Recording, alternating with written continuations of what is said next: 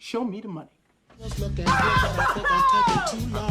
Back to the spot for a Glock. I took a loss over frost, but still got a knock. Money! Jerry, does that make you feel good just to say that? All right, Show Me the Money is back. We're going to kick off NFL season here with some NFL over-unders. Joining me once again to do it, a good friend of mine, Joe D'Alizio is back. Joe, how are you?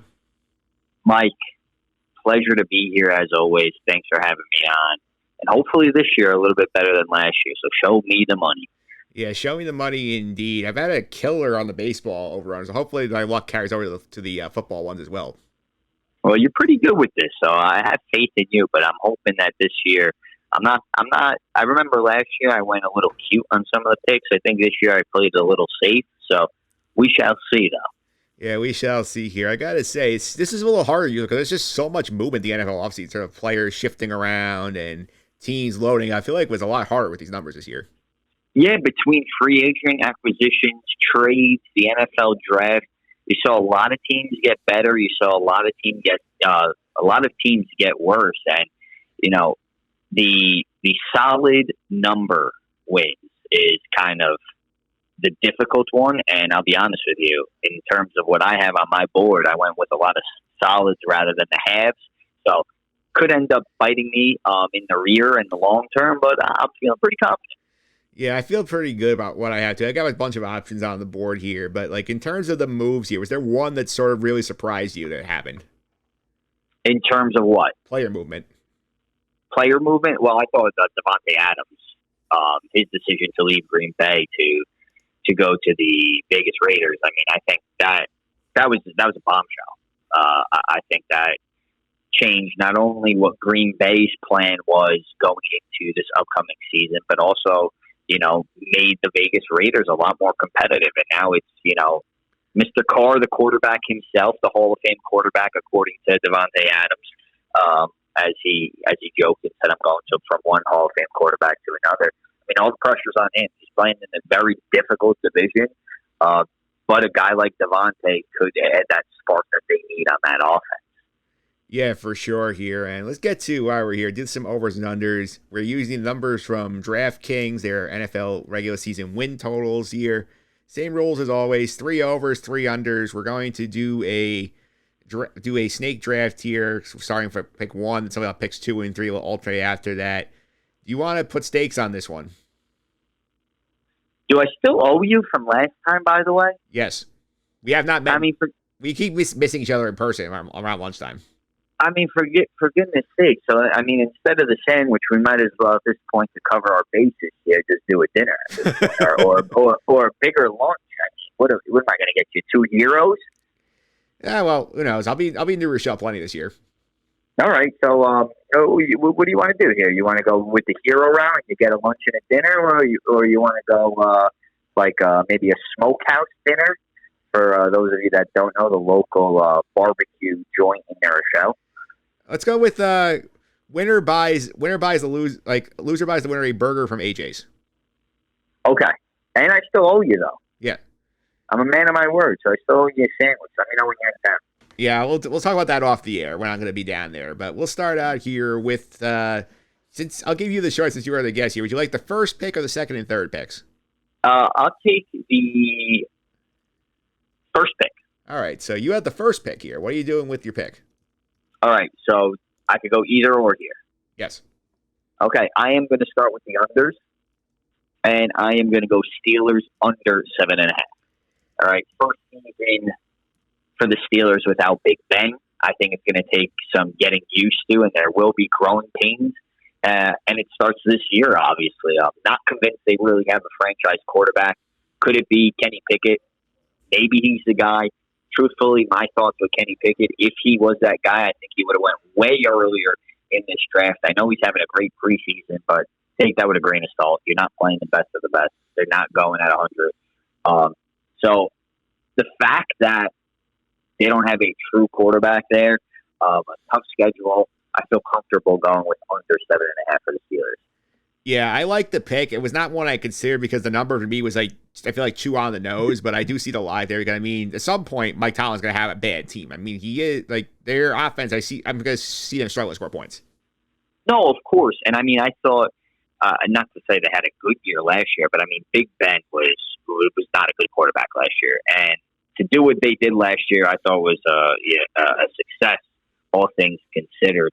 I just can't see them coming close to what they did or mimicking what they did last year this year with a whole new system in place. All right, I'm going to go up now. I'm going to start out with an over, and I'm actually going to take my football team over the 5.5 wins. I feel like they got knocked down a win after the Zach Wilson injury when everybody thought it was an ACL, and turns out he's not going to miss the whole year. We'll talk about what they're doing with him at the end of the show here, but I do think like 5.5 is a low number. They did get better, and I see a lot of wins in the back of the schedule here I think that they can get. I feel like this team will be competitive most of the way through. I feel like 5.5 is a low bar to clear. They hit the Jets with the over.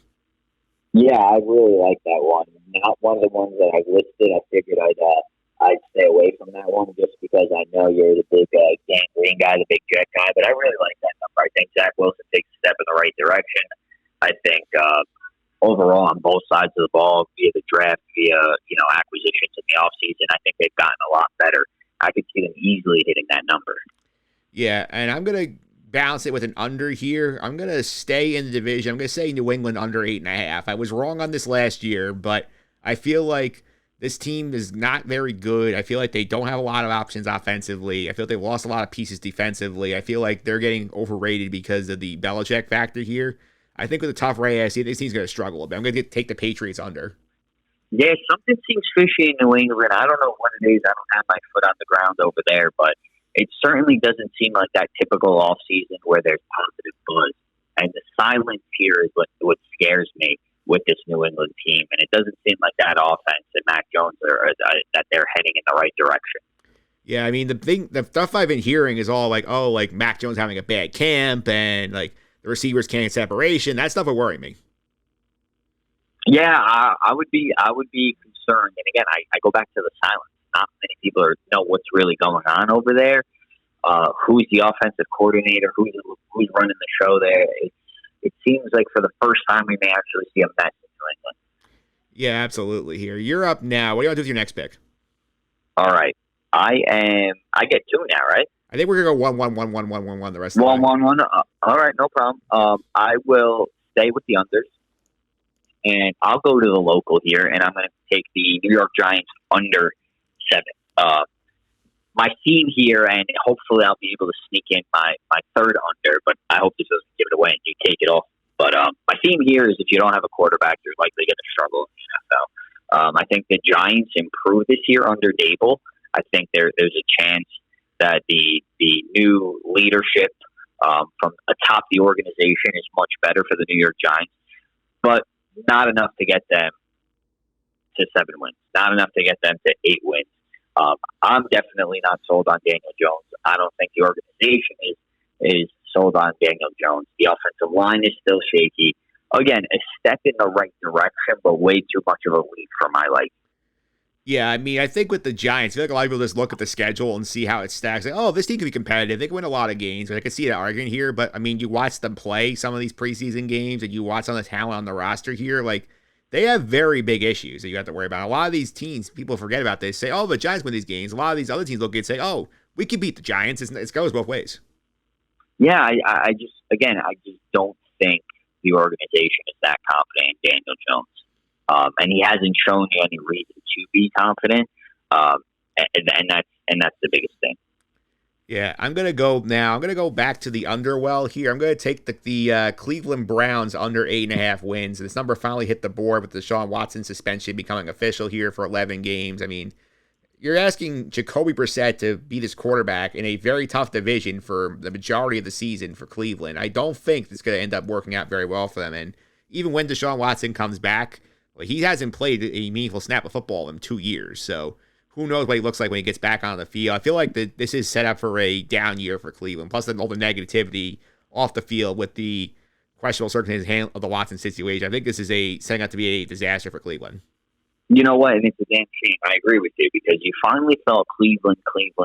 It's been like the last 5 or 6 years where you think, all right, they're going to get over the hump. We're going to see some good Cleveland Brown football. And we saw maybe a glimpse of it, but we never got to see what it could be. And with all the offseason distractions, the whole Deshaun Watson situation, I think that's a safe pick right now. Absolutely. Here, where are you going with your next pick? All right, you know what? I might as well finish my unders. And I'm going to take the Falcons under 5, and I'm also going to say that I think the Falcons could potentially be the worst team in the NFL this season. Similar to the Steelers, Falcons are starting over when it comes to the quarterback position, moving on from a veteran quarterback in Matt Ryan. Now who leads the way for the Falcons? Is it Marcus Mariota? I mean, is it the rookie from Cincinnati? Julio Jones, gone. He's going to have a monster year in Tampa Bay, naturally, with Tom Brady throwing in the ball. Ridley suspended. Top 10 toughest schedule in the league. They'll probably steal a game here or there. But like I mentioned at the start, this may be one of the worst seasons for the Falcons in franchise history. Yeah, I mean, they were just here for a preseason game, recording prior to week 3 of the preseason. They were here for the Jets. They did a couple of joint practices. From everything I've read, the Jets were basically dominating them in the joint practices, and they actually played the game. So Atlanta looked good in the preseason game. The Jets didn't really play anybody. So that doesn't give you a good sign for getting dominated by the Jets. No, I mean, and again, I think the Jets are taking a step in the right direction. As I mentioned, you take what you see in the preseason with a grain of salt, but I think this Falcons team is in total rebuild at this moment. I would agree with that. I'm going to go back to the overboard here. I think this is a team I like because I feel like they have quarterback stability here. I'm going to take the Colts over 10 wins, and I think that you stole it from me. That was one of mine. God damn it. Yeah, I feel like getting Matt Ryan in there is going to rejuvenate him. I feel like getting out of Atlanta, he's got a couple of good years left, got good offensive lines, got some good weapons there. They have the NFL's leading rusher in Jonathan Taylor. They have some good defensive pieces here. I think in a bad division, something I love with the overs here is the fact that, you know, they have all of these teams in there they can just beat up on in Houston and Jacksonville. I know they haven't won in Jacksonville in a while. I feel like that streak ends this year, but I think the Colts are going to win the division. I'm going to take them over 10. Yeah, I love that pick. That was one of the ones that I was hoping to knock off next. You pretty much laid it out. I mean, they won 9 games last season with a guy with Carson Wentz leading the way. They get Matt Ryan, who's a little bit better at this point in his career. They get better on the defensive side at the edge position, adding Ngakwe. Favorable strength of schedule. Michael Pittman's only going to get better and will be better with Matt Ryan throwing in the ball. And like you said, you look at the division, you could easily take 4 games from the Jags and Texans. You probably steal 1 from the Titans, and you're already halfway there. Yeah, for sure. You're up now. You have all 3 of your overs left, so where are you going to go now? Well, now I got to think of a new over because I didn't have a backup on the spot, so this is going to be live podcasting at its finest. But before we get there, I am going to go with the Cowboys. The Cowboys over 10. You thought the Colts schedule was kind of on the easy side. You should take a look at the Dallas Cowboys, and that's why I like them at the 10 games. Similarly, division-wise, you got to play the Giants twice. You got to play the Commanders twice. Not that the Commanders are going to be anything special, but you know you can't really guarantee those 4 wins like you can with the Colts and Jags versus the Texans. But I really like the Cowboys at over 10. This is Dak's opportunity to really shine here. I know he loses some help with the departure of Amari Cooper, but you benefit from the division, and I think they're good enough to get to that 11-win mark. I don't think much more than that, but it's a really good number here. Then outside of the division, you sprinkle in the Lions, the Bears, the Texans, the Jags. Well, you're almost there at that number to take care of business in your division. Yeah, that's a good number here. I had it on my list as a possibility. It's the number I feel like I see them landing on 10. I tried to stay away from that one for that reason because of the push factor. Yeah, I again, this is one that I'm not extremely confident about, but this is one that I could see definitely ending at that 10 mark or splitting at that 10 mark. All right, I'm up next. I'm going to wrap up my unders here. I'm going to go with the 49ers under 10. I feel like this is a combination of things, which is we don't know what Trey Lance could be like a quarterback, and he struggled in his brief opportunities last year. They did lose some key pieces around the roster here, and this is also still a tough NFC West division. You got with the Rams twice, got with the Cardinals twice. The Seahawks will give them a hard time the 2 games they play because of the rivalry here, and I do think, the NFC is a weaker conference. I feel like the 49ers getting over 10 wins, I feel like it's a tough pill to swallow here with the quarterback. I think I see this sort of like a step back here before they take 2 steps forward the following year with Lance. I think it's going to be an under 10. Yeah, I think there's going to be some growing pains here when the offense tries to go into the Trey Lance era. But I think you said it perfectly there. One step backward, but for the following season, could be 2 steps forward. Absolutely. You have 2 more overs to go. Where are you going with the next one? All right, so I am going to go Bengals over 10. And if you notice, I think I like the number 10 here because I had Cowboys and the Colts before you stole them. But the Bengals are not a fluke last season. They have something really special at the quarterback position with Joe Burrow. He has an incredible supporting cast from wide receivers, Jamar Chase, Boyd, Higgins, the running back, Joe Mixon. I mean, they've added support on both sides of the ball, which is only going to make this team better. I think the division is relatively weak outside of Baltimore. Pittsburgh, I think you can take two from Pittsburgh. Cleveland, they play Cleveland once without Deshaun Watson. Who knows what that team's going to be like by the time Deshaun Watson even comes back, if he comes back. Who knows what's going on with that situation. So I like the Bengals over 10 and being one of the perennial teams in the AFC overall. Yeah, it's an interesting year for Cincinnati, too, because you look at what's going on with them. Obviously, they take the big league forward. They go all the way to the Super Bowl last year, and they lose the games of the Rams late. And it's one of those things you watch that team because a lot of times Super Bowl losers are a tough follow-up year to that one. They try and avoid the hangover because you got realize you got to go all the way back, go through all that work to get back to where you were. So interesting to see what happens to the Bengals and see if they are motivated enough to get themselves like over that malaise. I think they're young enough that they have that motivation. I think they don't skip a beat. Those young guys pretty much tasted the Super Bowl, and they loved every minute of it. I think they're going to be there. If not again this upcoming season in the near future, but they're gonna play real well this year. All right, my last pick's an over, and I'm going to go to a standby that I love doing every year. Your Green Bay Packers over 11 wins. I just look at that division again. Detroit's not very good. They're getting better, but they still have ways to go. Chicago's a mess. Who knows in Minnesota? I feel like you're getting at least 5 wins out of division here. I think, yes, losing Devontae Adams hurts, but they still have a great running game. They'll find a way to get some weapons going for Aaron Rodgers. Does a usually good job finding chemistry with some of his receivers. I mean, we heard about Romeo Doubs all over training camp and how good he could be. I think this is set up again for Green Bay to win at least 12 games and get the top seed in the NFC. So I'm going to take the Packers over 11. Yeah, I mean, I've been saying this to a lot of people when they ask me about the Packers. I think this is the first year that you're going to see a much different Packers team. And what I mean by that is you're going to see a Packers team that is very run-heavy and is going to utilize Aaron Jones and A.J. Dillon a lot more, both in the run game and the pass game, especially Aaron Jones. I mean, you could easily see him putting up wide receiver numbers with the departure of Devontae Adams. I think they rely heavily on the run, and this defense is going to be flying all over the place. I mean, they made some key acquisitions in the NFL draft to get younger, to get more athletic and more explosive, coming off an already very good defensive year overall for this. They brought back some guys.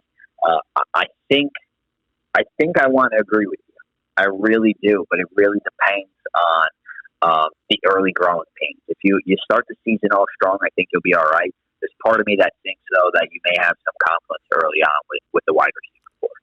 Absolutely. You have one last pick left. It is an over. Where are you going with it? Well, I wasn't prepared for this over, but I think I'm going to go this way anyway because it's hard to go against them. I'm taking the Buccaneers over 11.5. I know it's a big number. I know a lot of people are saying, what's going on with Tom Brady? Why isn't he there? Now he's there. What's going on? But, I mean, I think it's really hard to bet against Tom Brady, especially when he has weapons all over the field. I know Julio Jones isn't what Julio Jones once was, but I could see him easily having a comeback player of the year type year with Tom Brady throwing him the ball. Good defense on the other side of the ball. The division, I think, is going to be pretty tough for them. It's going to be a little more competitive than most of the teams that we've discussed overall. But my main thing is it's hard to go against Brady. Yeah, I can definitely make that argument here. I felt like, for me, it's like a very close number. I feel like this team is like 11 or 12 wins, so like that's why I stay away from it. But you have Tom Brady on your side. It's hard to argue against you. Exactly, and as long as he stays healthy, you're going to get a lot more out of Julio Jones, and I think that's incredible that they were able to get a player at that caliber. Yeah, so let's reset the picks here. Joe is gone with the Steelers under 7.5. The Giants under 7, the Falcons under 5, the Cowboys over 10, the Bengals over 10, and the Buccaneers over 11.5. Joe's 6 picks, so he basically under and over in each division, in the 3 divisions. I'm feeling confident, Mike. You better watch out. Yeah, you got the Yep. I'm going to get the most expensive burger on that menu. Absolutely. So my picks: The Jets over 5.5. The Patriots under 8.5. The Browns under 8.5. The Colts over 10. The 49ers under 10. And the Packers over 11. So I'm feeling pretty good too. I think these are going to be a very strong set of picks you could throw some money on if you were so inclined. Everything looks real good on paper, Mike. Everything. Yeah. You know how this works. Well, I'm saying, like, I had a good run on the MLB over-unders. You're curious about what I had. Well, where are you at right now? I had the Mets over 90.5. Okay. I had the Washington Nationals under 71.5. All right. I had the Reds under 76.5. Okay. I had the Mariners over 83.5. Look at you go. I had the Angels under 83.5. Wow. And the last one's the trickiest one. I had Toronto over 92.5. Oof. Yeah, that one not looking so good right now. That one's going to be like really come down to the last like 3 days of the season. Yeah, of course. That's a hell of a risk you got going. Yeah, it's a great year in that one. We'll see how that goes. Also, we're going to do as we do every year, we're going to do our picks challenge here. I lost the playoff challenge last year for the first time, so we'll see if the guests can keep it going here in the regular season.